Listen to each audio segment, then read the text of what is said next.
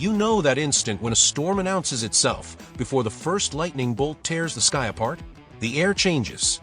The pressure drops. Even the birds seem to vanish. That was Tuesday morning in Cleveland. The scoreboard from Sunday still burned in everyone's eyes. Browns 16, Bengals 17.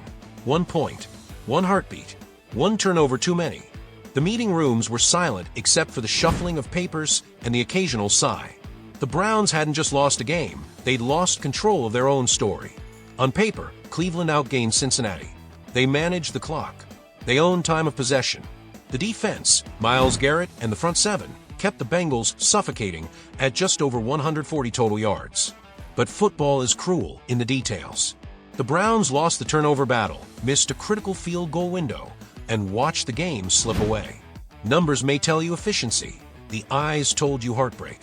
And the name that wasn't on the stat sheet spoke the loudest: Shedeur Sanders. The rookie phenom, the lightning rod, the cultural catalyst, he did not take a single snap in Week 1. Instead, veteran Joe Flacco started, throwing for 290 yards, 1 TD, and 2 INTs. Solid numbers on paper, but the rhythm was off. The offense sputtered when it mattered. Special teams faltered. The margins, razor thin in the AFC North, sliced deep. When reporters pressed head coach Kevin Stefanski after the game about Shedeur, his answer was classic Stefanski, measured, cautious. Shedeur's developing exactly how we want.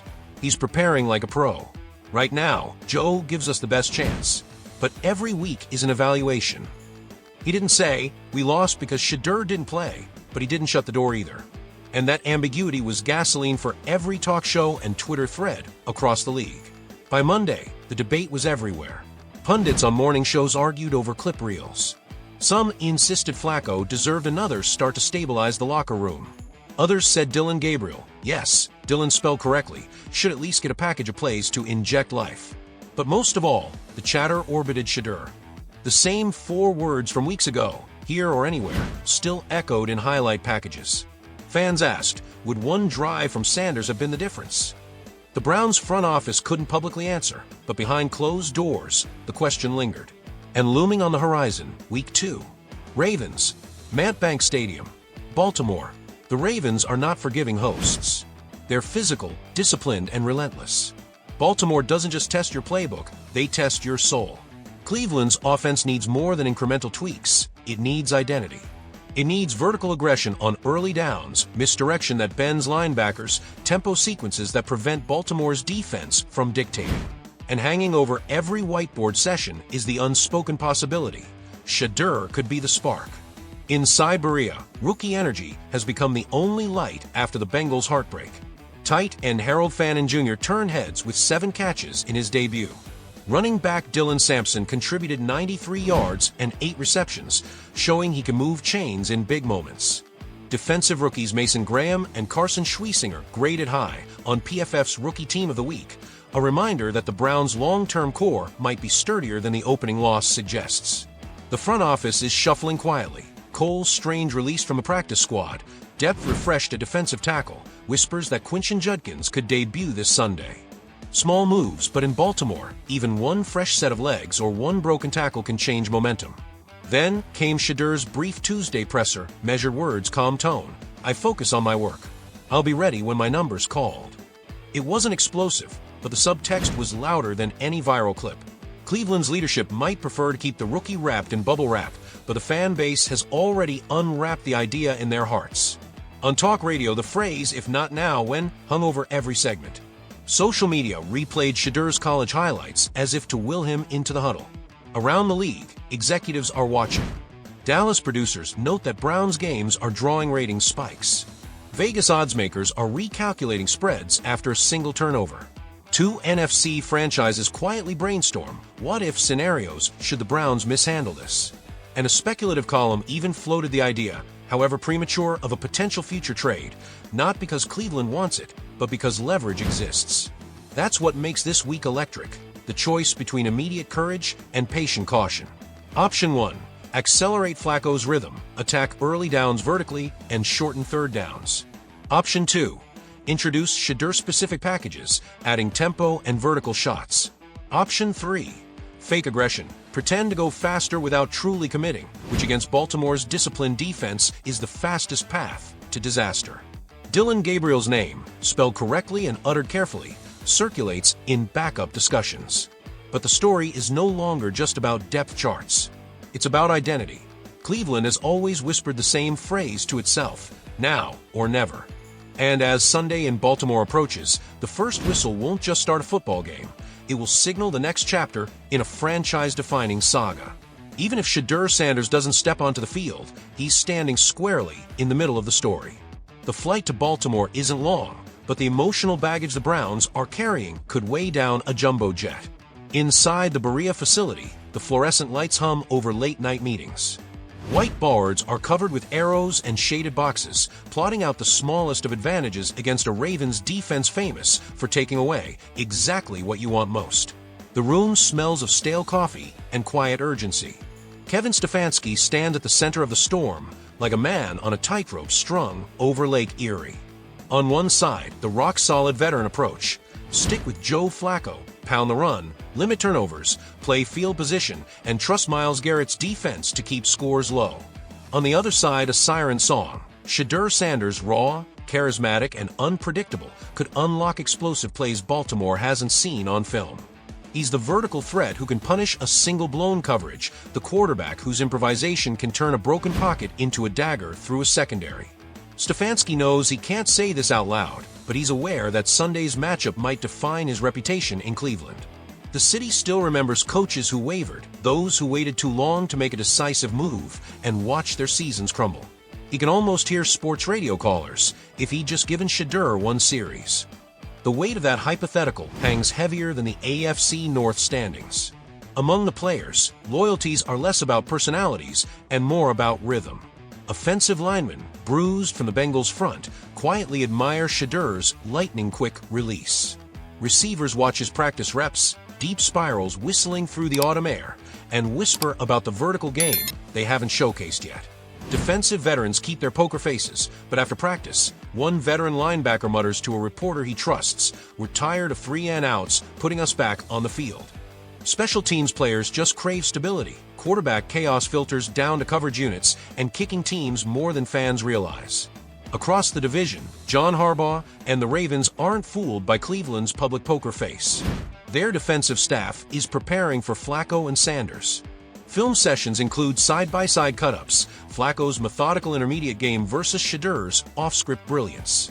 Baltimore's linebackers drill spy techniques, and the secondary studies how Shedeur manipulates safeties with his eyes. Yes, even without a pro snap, his college tape offers enough evidence. The Ravens' defense thrives on calculated aggression, but they know a mistimed blitz against Sanders could become a 70-yard highlight on ESPN. Meanwhile, the league office and rival franchises are watching with a mix of fascination and dread. Sanders is already a cultural phenomenon. His college highlights still circulate like gospel. His nil-era brand deals proved he understands modern athlete marketing better than some front offices, and his here or anywhere line redefined rookie leverage. The Browns' handling of him will become a case study. If Stefanski sticks with Flacco and loses again, pundits will call it stubbornness. If he inserts Sanders and the rookie falters, critics will scream reckless. Either way, the decision will echo far beyond Mantbank Stadium. Wednesday's practice is telling.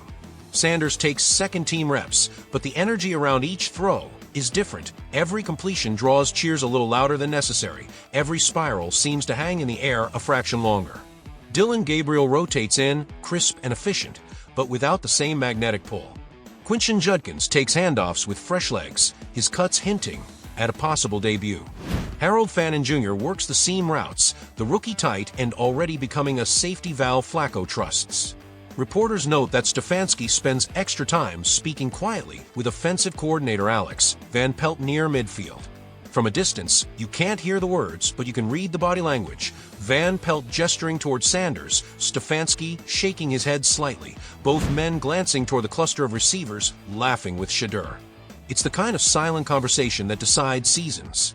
Back in Cleveland, fans are restless. Sports bars replay Bengals game highlights on loop, each missed opportunity stinging anew. Talk shows debate advanced metrics versus feel for the game. Social media churns out memes of Sanders photoshopped into Ravens purple, some jokes, some not. Jerseys with his name still outsell others, even though he hasn't played it down. The merchandise numbers, the so-called Sanders Clause chatter from the offseason, continue to trend. One local columnist writes, Cleveland may be 0-1, but Sanders is undefeated in the court of public opinion. The Browns' defense, for its part, refuses to sulk. Myles Garrett tells the media, we're not hanging our heads. Baltimore's always a fistfight. We're ready.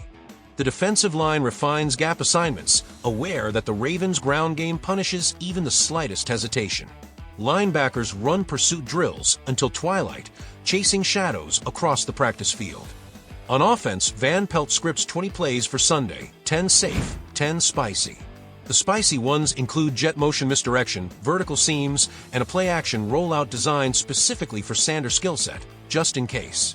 Nobody will say it on record, but the Ravens' game plan has a secret door labeled Shedeur, break glass if needed. Stefanski has been here before, decision points that can define careers. But the NFL in 2025 is different. Social media amplifies every choice. Fan impatience accelerates timelines, and Shedeur Sanders is unlike any rookie before him. The coach understands that delaying clarity can corrode a locker room faster than a bad play call. He also knows that rushing a young quarterback into Baltimore's cauldron can scar a career. This is the paradox Cleveland faces. To protect the future, they may need to risk it. By Thursday morning, every sports network had turned Cleveland's quarterback situation into a 24-hour reality show. Debate tables on ESPN, FS1, and NFL Network pulsed with split screens of Flacco Sanders and a highlight reel of Shedeur's college bombs against Pac-12 defenses. Analysts argued until their throats burned. On First Take, one pundit slammed his hand on the desk. Kevin Stefanski is playing scared. The Browns lost a winnable game to the Bengals because they refused to unleash Shedeur Sanders. If they wait another week, Baltimore will bury them in the AFC North standings. You don't throw a rookie to the Ravens' defense on the road. Protect him. Give him time. Cleveland's problem wasn't Shedeur sitting, it was turnovers and special teams lapses. Meanwhile, on local Cleveland radio, callers lined up, construction workers on their lunch breaks, grandmothers in Bernie Kosar jerseys, teenagers quoting advanced stats they barely understood. The city was united in only one thing: obsession. Across the league, general managers and scouts exchanged texts under the table. A director of player personnel for an NFC team reportedly messaged a colleague, "If Cleveland mishandles this kid, we pounce." Rumors of hypothetical trades bubbled, nothing imminent, but the smoke was there. The Sanders Clause chatter from the offseason resurfaced. His merch numbers, brand deals, and social media following gave him unusual leverage for a rookie. The Browns' own analytics department presented ownership with grim math. AFC North teams that start 0-2 have less than a 12% chance of making the playoffs. The implication was clear. Sunday's game isn't just a Week 2 matchup, it's a season pivot. And that pivot rests on whether the offense can generate explosive plays, something Sanders promises, but Flacco hasn't delivered consistently. Shedeur isn't merely a quarterback prospect, he's a generational symbol. Raised in the age of nil and TikTok virality, he embodies a new athlete archetype, part signal caller, part CEO, part influencer. Older executives grumble that he's too brand conscious. Younger players see him as proof that the old NFL hierarchy is crumbling. Coach Prime, Dillon Sanders, hasn't said much publicly, but his Instagram stories speak volumes. Clips of Shedeur's college highlights, emojis of locked doors and keys, a caption that reads simply, "Patience is earned, not given." Fans dissect the posts like scripture, searching for hidden meaning. Baltimore's locker room has taken notice, too. Safety Kyle Hamilton told reporters, "We're preparing for everyone. We respect Flacco, but if they put the rookie in, we'll be ready. Doesn't matter who's back there, we're coming." Linebacker Roquan Smith added with a grin, "If the kid plays, welcome to the league. But we're not rolling out the red carpet." These quotes became instant talking points, replayed on loop across sports radio. The Ravens aren't just a team, they're the measuring stick for toughness. Starting Shedeur against them isn't just a football choice, it's a statement. Behind the scenes, the Browns' marketing department quietly reports that Shedeur Sanders jerseys are outselling every other player on the roster, despite him not taking a snap. Local sporting goods stores are ordering double shipments. Social media impressions from Browns content spike whenever his name appears. Even neutral NFL fans click Browns highlights if Sanders is mentioned. A leaked internal memo revealed that Shedeur has already earned more in merchandise revenue shares than his rookie base salary. For a league built on parity and control, That's alarming. It means players with charisma and digital savvy can out-earn their contracts before proving anything on the field, potentially reshaping future negotiations for young stars.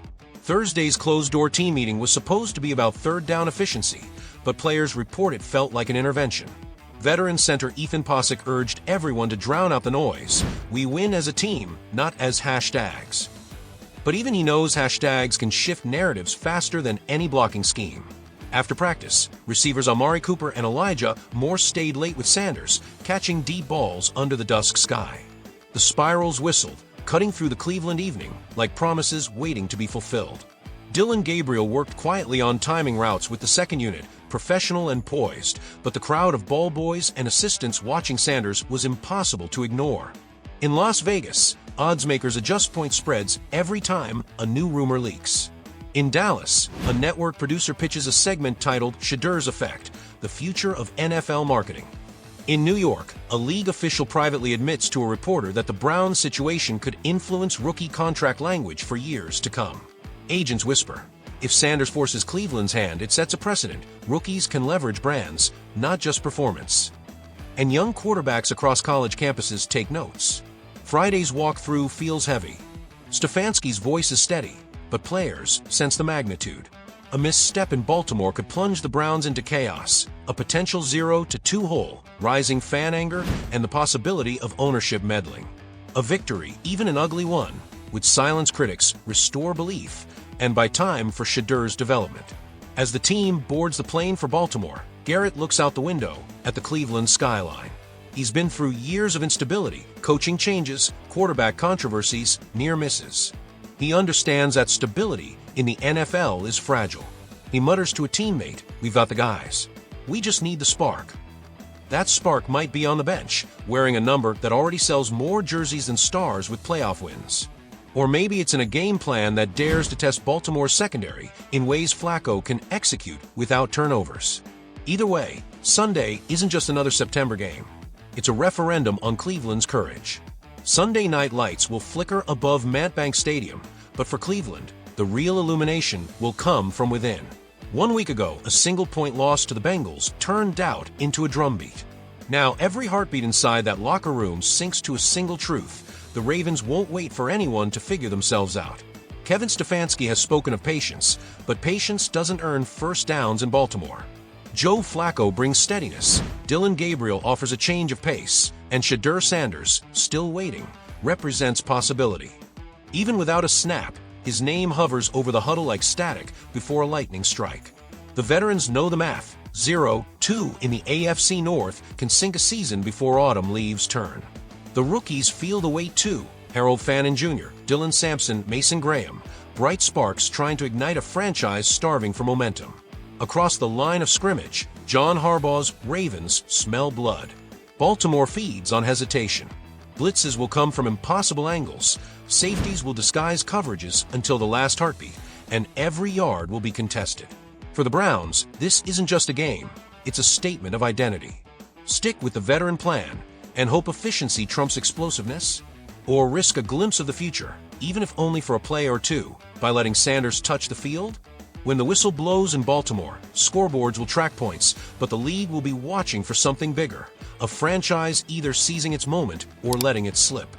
Win or lose, Shedeur Sanders' shadow will stretch across the AFC North, reminding everyone that in today's NFL, stories are written long before a quarterback ever takes the snap.